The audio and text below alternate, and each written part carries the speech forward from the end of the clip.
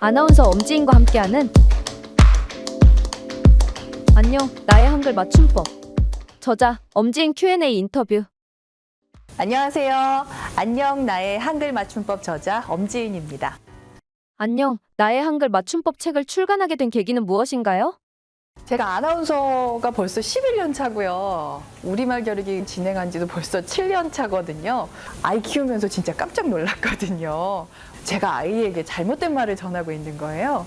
예를 들면은 햇님이 방긋 웃었어 라고 하는데 햇님이 표준어가 아니거든요. 해님이 표준어인데 저는 햇님이라고 말하고 저도 이렇게 모르고 있는데 우리 아이에게도 그리고 시청자들에게도 정확하게 과연 전달할 수 있을까 고민을 많이 했었거든요. 그래서 이 안녕 나의 한글 맞춤법을 쓰게 됐어요. 이 책을 어떻게 활용하면 좋을까요?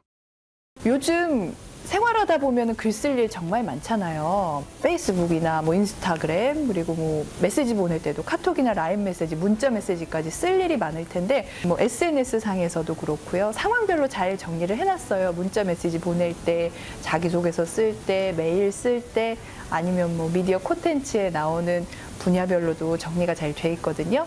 쉽게 그때그때마다 찾아보시면 될 것 같아요. 당신의 맞춤법은 안녕한가요?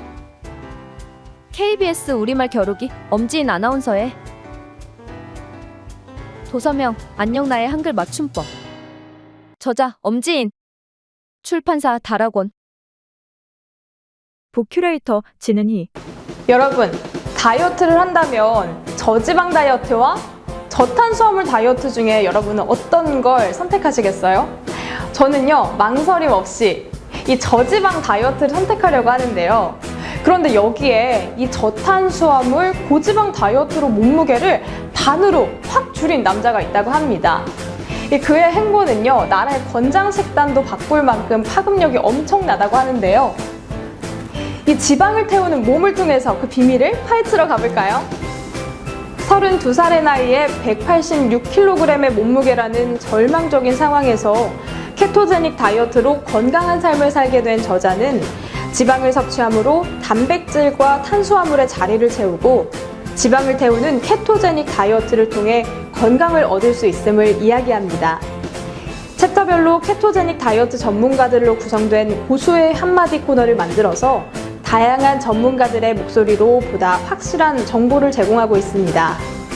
또한 저탄수화물과 고지방 요리법, 3주 식단표 등 저자의 경험이 그대로 담긴 다양한 자료를 담아 좋은 가이드가 되어주고 있습니다. 모두의 인생 숙제, 건강한 다이어트.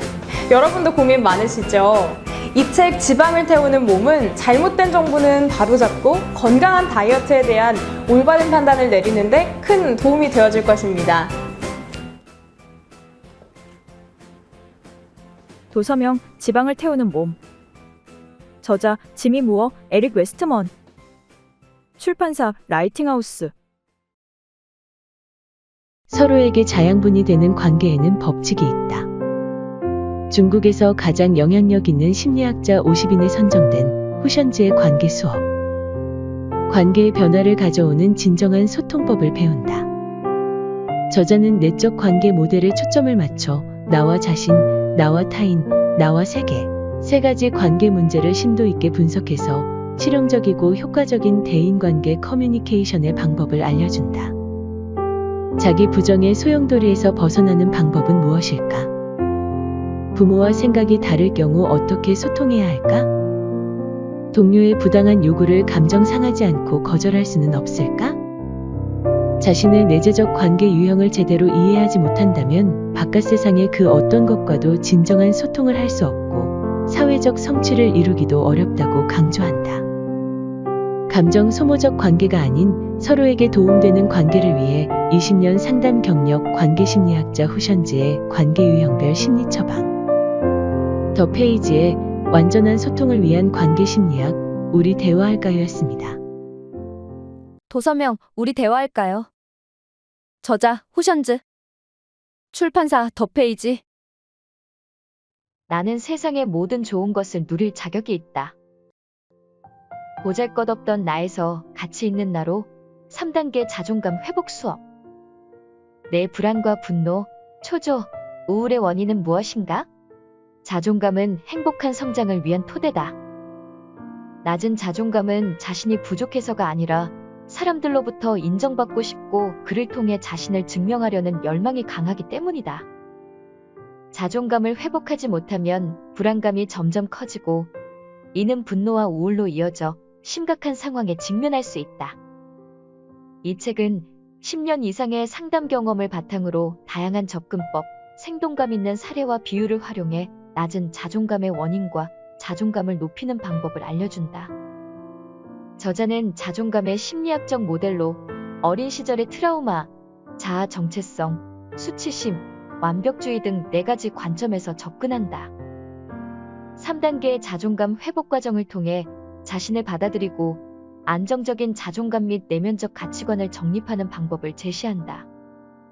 자존감 문제로 고통 겪는 모든 이들에게 정확한 처방을 내려 쉽게 상처받던 마음에 튼튼한 마음의 갑옷을 입혀줄 것이다. 이 책은 절대 놓치고 싶지 않은 책이다. 소박한 문체지만 깊은 전문성을 갖추고 있으며 지루하지 않으면서도 흐름이 매끄럽다. 왕화이치 정신분석사, 응용심리학 박사. 나를 사랑하게 되는 3단계 자존감 회복 수업. 더 페이지에 나는 충분히 괜찮은 존재입니다였습니다. 도서명 나는 충분히 괜찮은 존재입니다. 저자 취샤오리. 출판사 더 페이지. 서울역 노숙자에게 편의점을 통째로 맡겼더니 Always 편의점. 말 그대로 언제든지 편리함을 누릴 수 있는 이곳. 하지만 동네에선 불편한 편의점이라 불린다. 다른 곳에 비해 부족한 상품과 이벤트.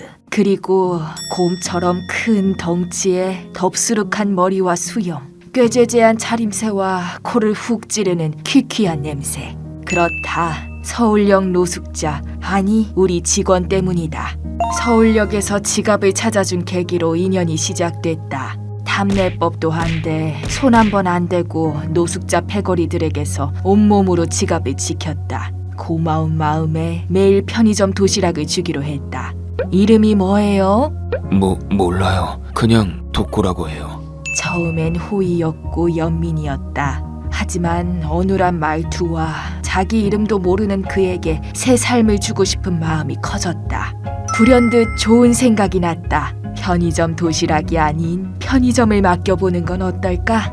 이제 노숙도 술도 끊고 우리 가게에서 새 출발해요. 나도 나를 모르는데 믿을 수 있어요? 불편한 편의점이, 그리고 그가 어떻게 변화할지 궁금해졌다. 서울역 시절 온종일 고통으로 점철된 한 가지 생각에만 빠져 있었다. 그 고통은 커다란 추가 되어 거대한 심연으로 끌어당겼고 나는 어떻게든 술로 씻어보냈다. 그러다 보니 대부분의 기억은 휘발됐다. 이제 내가 누구인지 말할 수 없는 지경에 이르렀다. 염려사를 만난 건 그쯤이었다. 지갑을 찾아줬다는 이유로 사내진미 도시락이 가득한 편의점을 맡겼다. 말부로가 처음엔 말도 더듬고 행동도 굼떴다. 하지만 손님을 응대하며 점차 나아졌다. 그때부터였을까? 편의점에서 사람들을 마주할 때마다 심연 속에 파묻힌 불편한 기억들이 하나둘씩 떠올랐다. 어느 날 동료 선숙 씨가 갑자기 울음을 터뜨렸다. 30살의 늦가기 공시생인 아들. 그는 영화 감독을 꿈꾸며 대기업을 그만뒀지만 그마저 잘 안 됐다. 게임만 하고 나랑 말이 안 통한다면서 뭘 물어도 말을 안 해.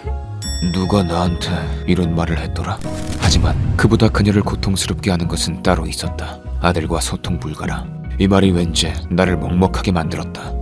이 시간이면 어김없이 야외 테이블엔 참치김밥, 참깨라면, 참이슬 한 상이 차려진다. 그리고 그 자리에서 쓸쓸히 혼술하는 남자가 있다. 매일 소주로 달래던 노숙자 시절이 떠올랐던 걸까? 그를 볼 때마다 희미한 기억 속에 있는 내 모습이 안개처럼 피어올랐다. 소주 말고 이거 마셔요. 좋아요. 고맙습니다. 집에 가면 나 반기는 사람 하나 없는데. 소주로 고독을 취하는 그를 말리고 싶었다. 처음엔 삐딱한 시선으로 나를 밀어냈지만 하소연할 데가 없는지 천천히 마음을 열었다. 쌍둥이 딸이에요. 이제 다 컸다고 나랑 말도 안 해요. 술 냄새 난다고 피하기나 하고. 그리고 내게 지갑을 보여줬다. 지갑 안에는 똑 닮은 여자아이 2명이 해맑게 웃고 있었다. 그런데 사진 속 두 아이 어딘가 낯이 익었다. 1+1 행사인 초콜릿만 사던 아이들이었다. 하지만 요즘은 초콜릿 앞을 한창 서성이다 1+1 초코 우유만 산다. 왜 요즘 초콜릿 안 먹어? 엄마가 아빠 돈 힘들게 버니까 1+1만 사래요. 경만 씨가 가족으로부터 느끼는 소외감을 도통 이해할 수 없었다. 그들은 경만 씨를 가장 아꼈으니까. 남편과 아빠를 먼저 생각하는 그들을 떠올리니 갑자기 머리가 새하얘지고 가슴 한가운데가 저릿했다. 이른 아침 어느 모녀가 함께 편의점에 들어왔다. 순간 공기부터 묘하게 달라졌다. 과자 하나를 두고 해맑게 대화를 나누는 엄마와 딸의 모습이 정겨웠다. 그리고 어딘지 모르게 익숙했다. 그런데 모녀가 계산대로 다가오자 고개를 들 수 없었다. 온몸이 바들바들 떨렸다. 그들과 눈을 맞추는 순간 다리에 힘줄 다발들이 모조리 끊어질 것만 같았다. 겨우 계산을 마치고 나서야 편의점을 나서는 모녀의 뒷모습을 바라봤다. 그리고 깨달았다. 내게 아내와 딸이 있다는 것을. 불편한데 자꾸 가고 싶은 편의점이 있다. 힘들게 살아가는 우리에게 다가온 조금 특별한 편의점 이야기. 정체불명의 알바로부터 시작된 웃음과 감동의 나비 효과. 도서명 불편한 편의점. 저자 김호연. 출판사 나무옆 의자. 다음 중 알코올 중독자가 아닌 사람은 몇 명인가? 불면증으로 매일 맥주 한 잔을 마시는 가영이, 주말마다 등산 후 막걸리 한 병을 마시는 나혁이, 한 달에 3-4번 토할 때까지 하이볼을 마시는 다영이, 와인 유행에 합류해 주 5일 주량을 채워 마시는 나혁이. 정답은 모두 중독자다. 유튜브 쇼츠, 틱톡, 담배, 도파민, 카페인, 도박, 게임. 중독은 스펙트럼이다. 우리는 모두 무언가의 중독자이며 각자 중독 스펙트럼의 어딘가에 서 있다. 그렇다면 중독은 질병일까? 또는 자기 절제 부족에 의한 나쁜 습관일까? 중독 여부를 금단 증상의 유무로 판단하는 것이 적합한가? 의료계는 마약과 마약성 치료용 약물을 어떻게 구분해왔을까? 우리는 중독에 왜 빠져들고 어떻게 회복해왔을까? 인류가 만든 중독과 회복의 개념, 그리고 그 개념이 변화해온 역사를 파헤치다. 실제 술과 약물에 깊이 빠졌던 정신과 의사 칼 에릭 피셔가 들려주는 중독과 회복의 절절한 분투. 사려 깊고 현명하며 철저한 연구, 중독을 이해하는 데 결정적으로 기여할 것이다. 유한하리, 도둑맞은 집중력. 저자 설득력 있는 역사. 자신의 경험을 바탕으로 중독에 따르는 무서운 이성의 붕괴를 설명한다. 잡지 뉴요커. 탐닉에서 극복까지 중독을 다루는 인류의 생생한 여정. 도서명 중독의 역사. 저자 칼 에릭 피셔. 출판사 열린 책들. 전미 도서상 수상 작가. 넷플릭스 TV 드라마화 예정. 수학자의 닐 셔스터먼이 펼쳐내는 또 한 번의 짜릿한 SF 걸작. 게임 체인저. 고등학교 미식축구 선수로 살다 보면 부상이야 흔한 일이다. 특히 들이받기는 내 주특기니까. 하지만 이번 태클은 달랐다. 강한 충격을 받은 후 정신을 차려보니 세상은 바뀌어 있었다. 낡았던 우리 집은 고급 저택이 되어 있고 나는 10대 마약상이라고. 심지어 인종차별 정책의 합법인 엉망진창인 세계. 경기 중 태클로 뇌진탕을 일으킬 때마다 세계가 바뀌는 현상이 벌어지고 정체 모를 쌍둥이들이 나타나 믿지 못할 이야기를 들려주었다. 애슐리 보먼, 넌 우주의 중심이 됐어. 너의 강력한 태클이 다른 세계를 소환해. 태클을 할 때마다 점점 혼란스러워지는 우주. 나는 세상을 원래대로 되돌릴 수 있을까? 혹시 더 나은 세상으로 바꿀 수 있는 건 아닐까? 우주의 중심으로 선택된 소년의 세상을 바꾸기 위한 가차없는 태클. 도서명 게임 체인저. 저자 닐 셔스터먼. 출판사 열린 책들. 때로 일본인은 한국을 넘치는 애국과 반일로 이해하고 또 치부한다. 우리는 과연 유별난 애국심과 반일 감정을 지닌 사람들인가? 한국과 일본의 역사 인식 차이는 어디서 발생하는 것일까? 한반도 지역 연구가 모리마유코 일본 젊은 세대의 올바른 역사 인식을 위해 대한제국 강제 병합 역사를 서술하다. 한국은 국권 피탈이라 부르고 일본은 한국 병합이라 부르는 역사의 한 단락.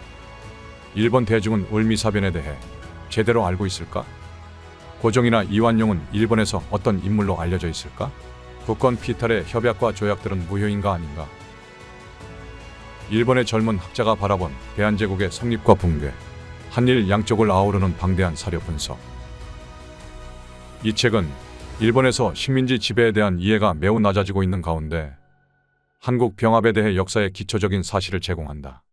본문에서 한일 사이의 해묵은 난제를 젊은 세대가 다시금 고민하는 계기가 되길 바란다는 저자의 열의가 전해져 온다. 니온게이자의 신문. 한일의 이해와 공존을 위해 가장 결정적인 근대사를 되짚다. 도서명 한국병합. 저자 모리마유코. 출판사 열린책들. 20세기 한국인에게 가장 큰 영향을 미친 소설. 조정래 대하소설 3부작 태백산맥, 아리랑, 한강. 조정래 등단 50주년 기념 개정판 출간. 작가가 직접 매만진 단 하나의 정본으로 다시 만난다. 시대를 초월한 영원한 고전. 한국문학사의 우뚝 선 조정래 문학의 절정, 태백산맥. 세대를 가로지르는 민족의 역사 교과서. 우리 한민족의 뜨거운 숨결과 기상을 되살려낸 아리랑. 조정래 문학이 완성한 격동의 현대사 30년, 한강. 한국 근현대사를 소설문학으로 결산하는 기념비적 대작. 대한민국이 길을 잃을 때 우리는 조정래를 읽는다. 태백산맥부터 펼쳐 읽기 시작했다. 완간 후 31년 만의 일이었다. 아리랑도 한강도 다시 읽기는 역시 처음이었다. 한 줄 한 줄 읽어나가는 감회는 낯선 듯 새롭고 경이롭기도 했다. 다시금 퇴고를 하는 마음으로 손질을 했다. 그 작업의 결실이 독자 여러분들께 드리는 선물이 되었으면 좋겠다. 작가의 말 중에서 한국 문학의 거대한 산맥, 조정래 작가. 우리 민족과 조국을 가장 뜨겁게 사랑한 작가로 기억되고 싶다. 도서명 태백산맥. 저자 조정래. 출판사 해냄 출판사. 도서명 아리랑. 저자 조정래. 출판사 해냄 출판사. 도서명 한강. 저자 조정래. 출판사 해냄 출판사.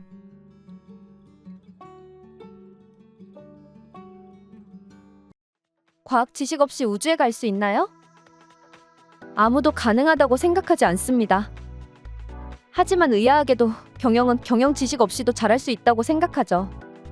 기업 환경이 복잡해지고 그 규모가 커진 현대 사회에서 경영은 더 이상 상식 수준에서 다룰 수 있는 분야가 아닙니다. 경영학 공부를 시작하세요. 전 세계 국민 총생산의 94%, 일자리의 81%를 책임지는 주체. 현대는 기업의 시대라고 해도 과언이 아닙니다. 현대를 사는 당신에게 경영학을 모르고 있다는 의미는 우리 시대의 작동 원리 절반 이상을 모르고 살아간다는 이야기와 같습니다. 어떻게 공부해야 하나요? 경영학에는 통일된 이론이 없습니다. 문제 해결 사례를 중심으로 발달해왔죠. 이런 사례를 따라 경영학의 각 분과를 공부해보세요. 더 나은 사회 구성원이 되고 싶으신가요? 우리 사회를 더 잘 이해하고 싶으신가요? 그렇다면 지금 경영학 공부를 시작하세요. 도서명 경영학 두뇌.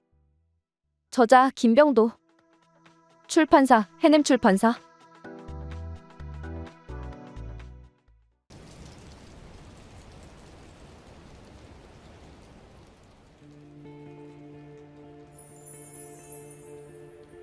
눈을 감지 말고 멈추지 말고 눈을 감아도 앞으로 가라.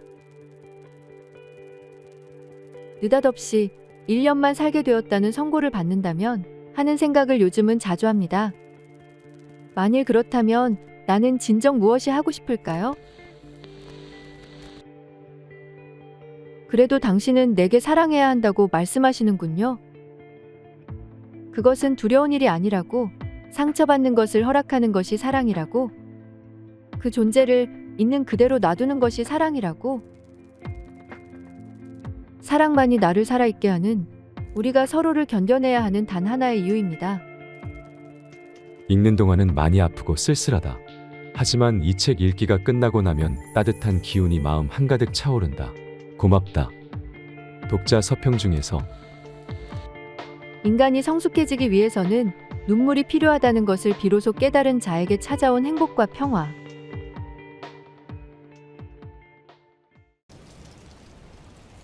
작가 공지영의 두 번째 산문집. 도서명 빗방울처럼 나는 혼자였다. 저자 공지영. 출판사 해냄 출판사.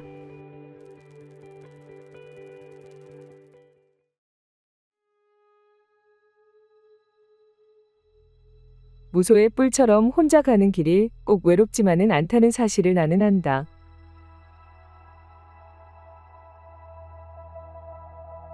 혼자서 가는 사람들이 많으면 실은 함께 가는 길이다.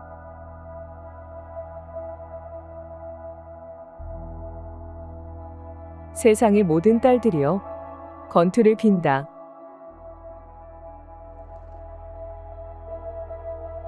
불의의 사고로 아이를 잃고 이혼한 채 소설가의 삶을 살고 있는 혜완.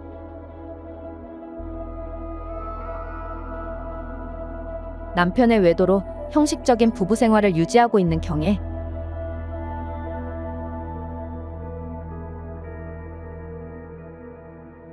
알코올 중독으로 자살 시도라는 극단적인 선택을 하는 영선.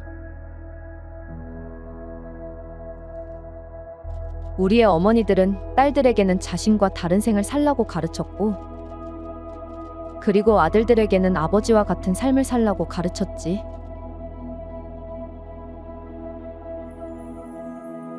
아무도 어떻게 살아야 하는지 가르쳐 주지 않은 삶에 대한 이야기. 엄마에게 딸에게 낯간지러운 위로의 말이 어려울 때 대신 선물해주고 싶은 책이다. 독자 서평 중에서 성적 차별과 억압, 부조리한 현실에 대한 고발을 넘어 주체적이고 행복한 삶의 가능성을 탐색한 작품.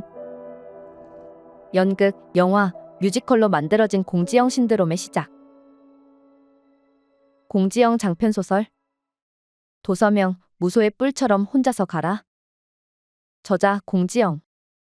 출판사 해냄 출판사.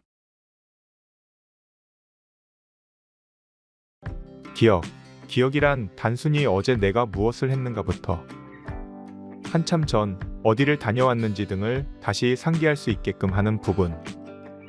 이런 기억에 오류가 있다면 하버드 대학 심리학 교수인 데니얼 샥터가 전해주는 기억의 7가지 오류에 관한 이야기.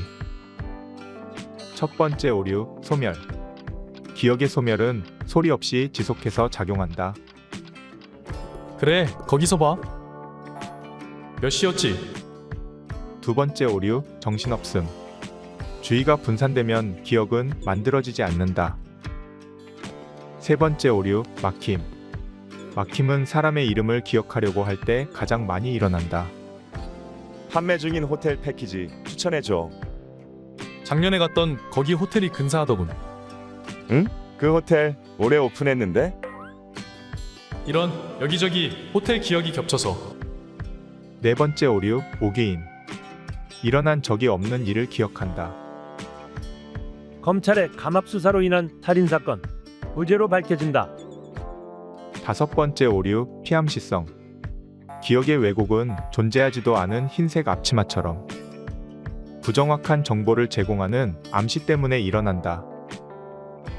우리 처음 데이트한 날은 5월 중에 가장 따스하고 포근한 날이었지. 따스하고 정말 포근했지만 5월이 아니라 4월이었어. 5월이야. 4월이야. 여섯 번째 오류, 편향. 내 기억이 머릿속에서 강렬하고 구체적으로 떠오를 때 다른 사람의 기억보다 더 신뢰하는 것 같다. 안녕하세요. 아, 새로 발령된 팀장? 일곱 번째 오류, 지속성. 기억의 지속성은 파괴적인 힘을 가지고 있지만 우리에게 건강한 기능을 제공하기도 한다.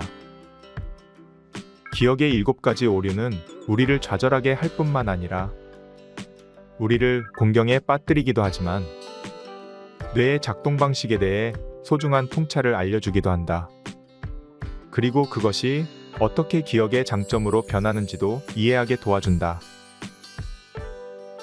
출간 당시 일간 신문 뉴욕타임스의 올해의 책 선정에 빛나는 기억에 대한 심리학적 고찰을 담아낸 도서. 도서명 도둑맞은 뇌. 저자 다니엘 샥터. 출판사 인물과 사상사. 본 영상은 문화체육관광부 국립장애인도서관의 수어, 음성 지원을 받아 제작, 재구성한 것입니다.